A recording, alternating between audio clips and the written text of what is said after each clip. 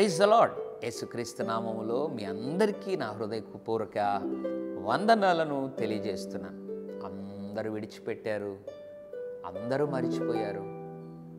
నేను నీకు తోడుగా ఉంటాను, నిన్ను ఎప్పుడు నేను చేయొదిలిపెట్టను, ఎవరు మర్చిపోయినా నేను ఉన్నాను కదరా అన్నటువంటి వారు కూడా మర్చిపోయారని బాధపడుతున్నావా? అవును, లోకంలో ఈరోజు ఉన్నవారు రేపు మనల్ని విడిచిపెట్టి వెళ్ళిపోతుంటారు.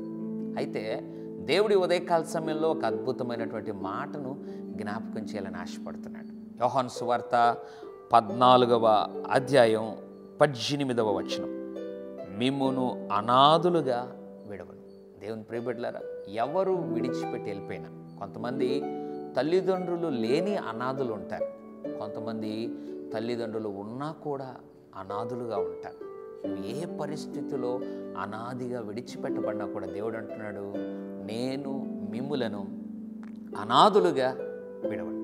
అవును, నీ జీవితంలో ఒకవేళ పిల్లలు కూడా నీ వృద్ధాప్యములు నిన్ను అనాదిగా విడిచిపెట్టారా, దేవుడు నిన్ను అనాదిగా విడవడు. దేవుని ప్రియబిడ్డలారా, ఎప్పటికీ విడవనటువంటి దేవుణ్ణి కలిగి ఉండగా, అవును నా దేవుడు నాతో ఉన్నాడు అని ధైర్యం తెచ్చుకో.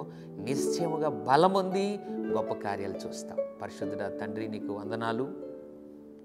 అనాథులుగా విడవనని మాట్లాడినందుకు స్తోత్రం. ఎంతమంది అయితే నాయన కృంగిపోయారో, విడిచిపెట్టబడ్డామని కన్నీరు కారుస్తున్నారు, వారి జీవితంలో గొప్ప కార్యం చేసి నడిపించమని, అనాథులుగా విడవక నడిపించమని, విడిచిపెట్టబడక వారిని నడిపించమని యేసు నామములో ప్రార్థిస్తున్నాం తండ్రి.